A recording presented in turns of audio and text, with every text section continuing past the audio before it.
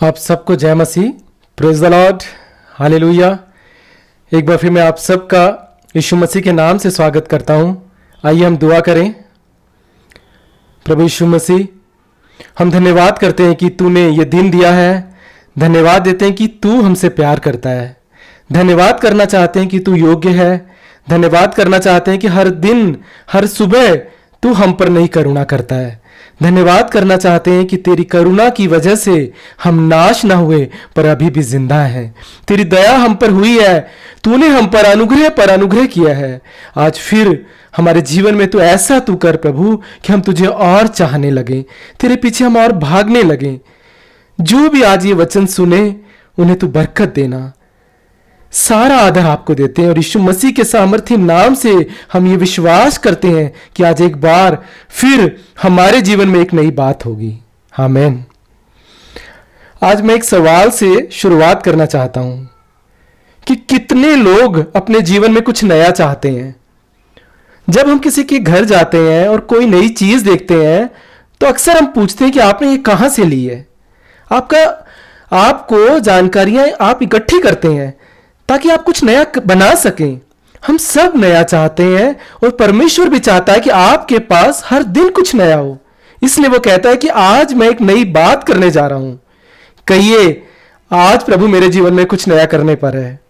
और परमेश्वर भी चाहते हैं कि आप नए हो जाएं। मुझे भी नई चीजें अच्छी लगती हैं और हम सब नई चीजें, नई बात अपनी जिंदगी में चाहते हैं। नया बदलाव अपने जीवन में चाहते हैं क्योंकि हमें यह अच्छा लगता है। पर यह नया तब होगा अगर इसकी जिम्मेवारी मैं और आप उठाएंगे। ये सारी जिम्मेवारी परमेश्वर की नहीं है। जब आपका बच्चा किसी चीज में कमजोर हो जाए तो आप वहां क्या करते हैं? आप वहां मेहनत करते हैं ताकि वो वहां मजबूत हो और नया होए और पहले से बेहतर हो जाए। वैसा ही अगर आप चाहते हैं कि आपका आत्मिक जीवन उन्नति करे तो आपको वहां कुछ तो करना होगा। सीधी और स्पष्ट बात है, अगर आप अपने जीवन में कुछ नया चाहते हैं तो आपको कुछ तो करना होगा, मेहनत तो करनी होगी।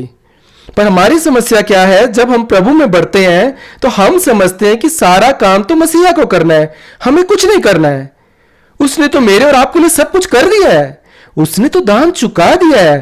पौलुस कह रहा है इफिसियों 2:13 में, पर अब यीशु मसीह में तुम जो पहले दूर थे मसीह के लहू के द्वारा निकट हो गए हो और अब तुम एक नई सृष्टि हो। 2 कुरिन्थियों 5:17 में पौलुस कहता है, इसलिए यदि कोई मसीह में है तो एक नई सृष्टि है, पुरानी बातें बीत गई, देखो सारी बातें नई हो गई हैं।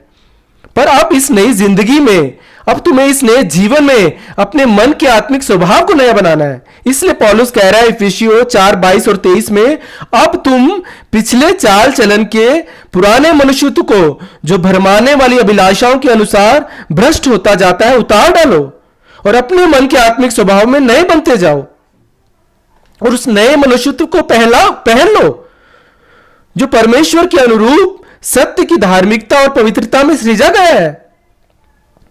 वो कह रहा है, अब तुम यीशु के लहू के द्वारा नई सृष्टि बन गए हो तो पुराने मनुष्यत्व को उतार दो।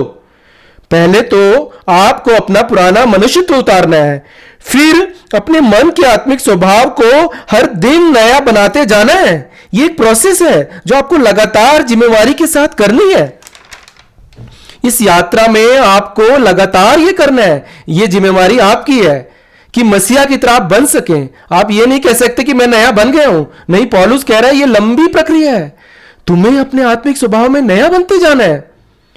उसने तो मेरे और आपके लिए सब कुछ कर दिया है। उसने तो दान चुका दिया है। अब आपको अपना काम करना है। सोचिए, अगर आपको एक नया घर मिल गया है तो उस नए घर को नया बनाए रखने की जिम्मेवारी किसकी है? आपकी है। यह जिम्मेवारी मेरी और आपकी है कि उसे नया बनाए रखें। कहीं ना कहीं कुछ काम आपको भी करना है। अगर आप चाहते हैं कि प्रभु आपको नई चीजें दे, नई बरकतें दे, और वो आपको नई बरकतें तभी देगा अगर आप उसकी जिम्मेवारी उठाने के लिए तैयार होंगे। अपने मन के आत्मिक स्वभाव में नए बनते जाओ। कहां नया बनना है? कहां नया बनने के लिए पौलुस कह रहे हैं हमें? अपने मन के आत्मिक स्वभाव में, चेहरे के आत्मिक स्वभाव में नहीं। क्योंकि चेहरे से, मुंह से तो हालेलुया कहना तो बहुत अच्छा है। चेहरे से तो आप कुछ भी कर सकते हैं, कुछ भी दिखा सकते हैं, पर परमेश्वर किस में नया होने की बात कर रहे हैं? मन के आत्मिक स्वभाव में। संडे आप चर्च में चाहे गजब के लग रहे हो, आपके शू चाहे इतने चमक रहे हो कि इतने जूते चमक रहे हो कि उनसे दूसरों की शक्ल दिखाई दे जाए, ऊपर से तो कई बार हम बहुत अच्छे लगते हैं, पर हमारा परमेश्वर तो हमारे मन और गुदे को जांचने वाला परमेश्वर है।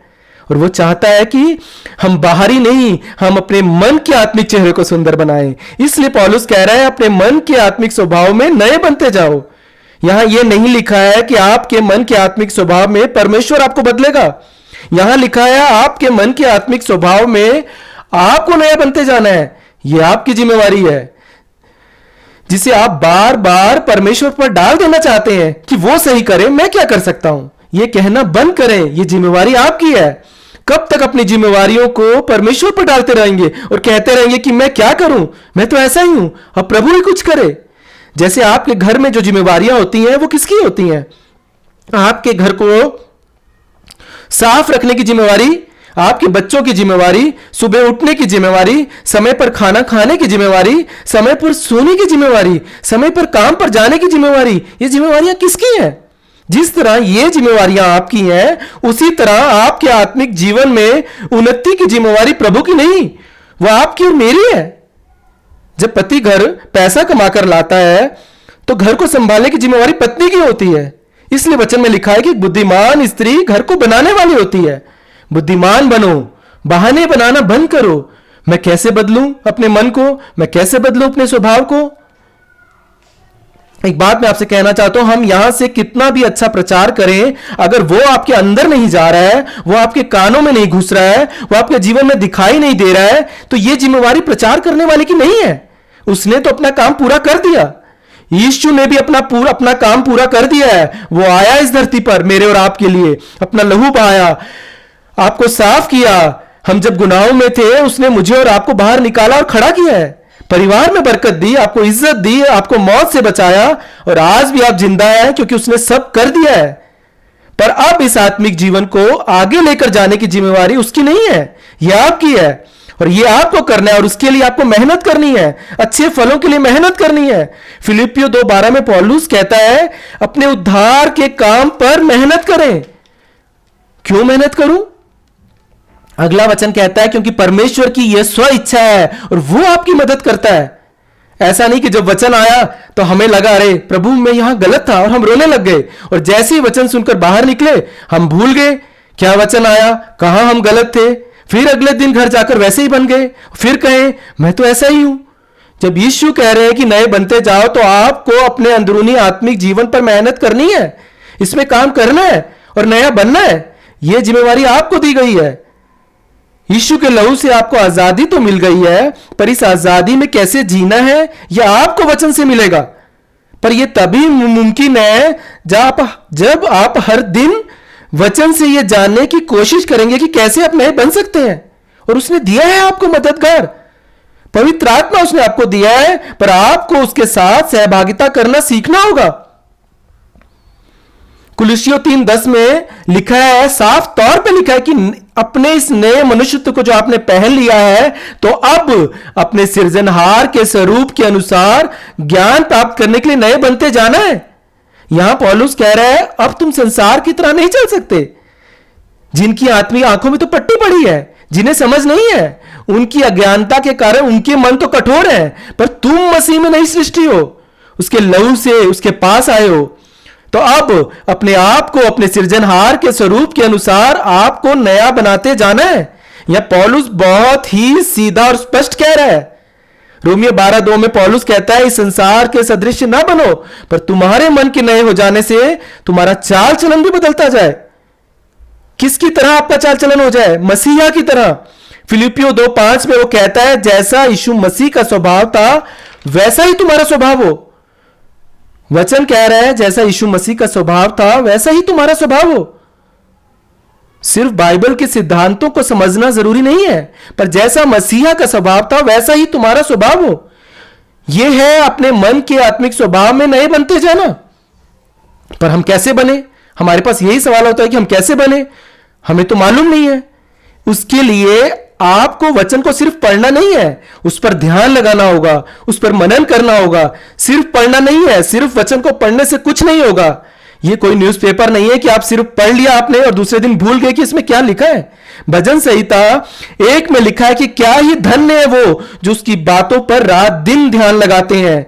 यहोशू 1:8 में लिखा है, व्यवस्था की पुस्तक तेरे चित्त से उतरने ना पाए, इसी में दिन रात ध्यान लगाए रखना, और इसमें जो कुछ लिखा है उसके अनुसार करने की तू चौकसी करना, क्योंकि ऐसा करने से ही तेरे काम सफल होंगे और तू प्रभावशाली होगा।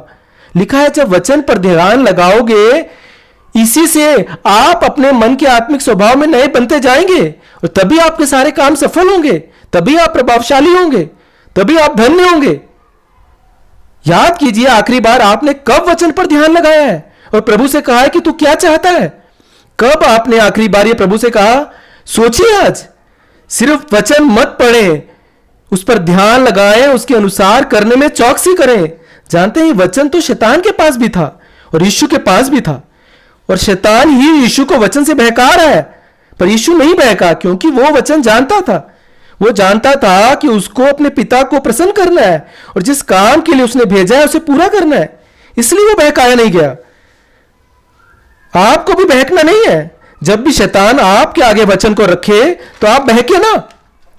याद रखिए, शैतान द्वारा लाया यही वचन आपको बहका भी सकता है और यीशु द्वारा लाया वचन आपको बना भी सकता है। यीशु द्वारा कहा वचन आपके मन के आत्मिक स्वभाव को नया बनाता है, पर शैतान द्वारा डाला गया यही वचन आपके मन को दूषित भी कर सकता है। आप कहेंगे हम तो इतना वचन नहीं समझते इसलिए बहक जाते हैं। अगर आप वचन नहीं समझते तो इसे समझने की जिम्मेवारी भी आपकी है। जब आप रेड सिग्नल देखते हैं और उसे तोड़ते हैं तो आप ये नहीं कह सकते कि मैंने नहीं देखा। अगर आप गाड़ी चला रहे हैं तो यह आपकी जिम्मेदारी है। यह आपकी जिम्मेवारी है कि आपको देखना है कि वहां पर सिग्नल कैसा है। इसी तरह इस जीवन की गाड़ी की भी जिम्मेवारी आपकी है। अगर आप सिग्नल तोड़ते रहे, आप वचन को तोड़ते रहे और कहते रहे कि मुझे मालूम नहीं था, तो एक दिन परमेश्वर जब आपके आमने सामने होंगे तो आपसे पूछेंगे कि तूने ये क्यों किया। आपके आत्मिक जीवन की बढ़त की जिम्मेवारी किसी और की नहीं है, मेरी और आपकी है। पौलुस कहता है अपने मन के आत्मिक स्वभाव में नए बनते जाओ। फिर वो कहता है उसे पहन लो।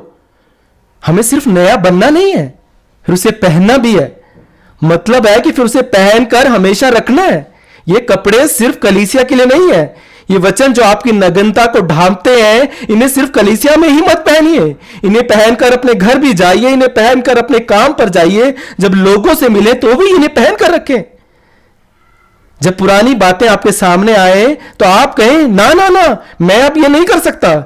नहीं, अब मैं वो पुरानी बातें नहीं कर सकता, उस पुराने जीवन को मैं नहीं जी सकता, मैं अब पुराना व्यवहार नहीं कर सकता। लिखा है मरकुस 2:22 में कि नए दाखरस को पुरानी मशकों में मत डालो। नए दाखरस से पुरानी मशकें खराब हो जाती हैं और नया दाखरस उसमें नहीं टिकता, वो भी वहां से बह जाता है। आपको नया बनना है। प्रभु नई मशकों में नया दाखरस डालना चाहता है। आप खुदा की मशकें हैं और उसका वचन नया दाखरस है। और जब मैं और आप अपने आप को नई मशकें बनाते हैं और जब ये नया दाखरस जब इन नई मशकों में भरेगा तो इनमें से बहेगा, तो परमेश्वर का अद्भुत कार्य होगा आपके जीवन में और आपके जीवन से दूसरों के जीवन में। और वचन कहता है कि जीवन भर आपके सामने फिर कोई टिक नहीं पाएगा। कोई बुराई नहीं, कोई शैतान की ताकत नहीं, कोई गलत लोग नहीं, कोई भी आपके सामने फिर कभी टिक ना पाएगा। जिस दिन से आप अपने मन के आत्मिक स्वभाव में नए बनते जाएंगे, हर दिन आप अपने जीवन में नई बात को देखेंगे। आप चाहते हैं कि आशीष बहे आपके जीवन से, अनुग्रह बहे आपके जीवन से, नया दाखरस बहे आपके जीवन से, तो आपको कुछ तो करना होगा। आपको अपना पुराना जीवन छोड़ना होगा, आपको अपना पुराना मनुष्यत्व छोड़ना होगा, आपको अपने पुराने तौर तरीके छोड़ने होंगे, आपको अपने पुराने स्वभाव को छोड़ना होगा और आपको अपने अंदर एक नयापन अपनाना होगा। आपको अपने बात करने के तरीकों को नया करना पड़ेगा। आज भी कई लोग अपने जीवन को, अपने घरों को, अपने बात करने के तरीके से उन्होंने बर्बाद कर लिया है। मैं कैसे भी बोलूं चलेगा, पर कोई दूसरा मुझे कुछ नहीं बोल सकता। ना मेरे भाई, ना मेरी बहन कहे आज एक नए सिरे से कि मैं नए सिरे से अपने शब्दों पर भी काम करूंगा, मैं नए सिरे से अपने स्वभाव पर भी काम करूंगा। दुष्ट जो आपके स्वभाव का इस्तेमाल करके आपके घर को, आपके जीवन को बर्बाद कर रहा है, आज मैं यीशु मसीह के नाम से दुआ करता हूं कि वो आपके जीवन से चला जाए। आप चाहते तो है अच्छा करना, पर कर नहीं पाते क्योंकि आपने कभी ये अंगीकार ही नहीं किया। कहिए कि आज मैं अंगीकार करता हूं और मैं नया बनना चाहता हूं। नए सिरे से अपना जीवन, अपना परिवार, अपने रिश्ते, मैं नया जीवन चाहता हूं। मैं नई मश्क बनना चाहता हूं जिसमें यीशु तेरी रूह कार्य करे और तेरे वचन का खजाना भर जाए, जहां अनुग्रह पर अनुग्रह हो, जहां अभिषेक बहने पाए और मेरे परिवार पर आने पाए, मेरे खत्तों पर आने पाए, मेरे जीवन के हर एक क्षेत्र में नई बात हो। पर यह तभी होगा जब आप नया होने की जिम्मेवारी लेंगे। होने दे प्रभु ये वचन लोगों को बदले और सिर्फ तेरा नाम महिमा पाने पाए। यीशु के महान नाम से इस दुआ को मांगते हैं, आमीन।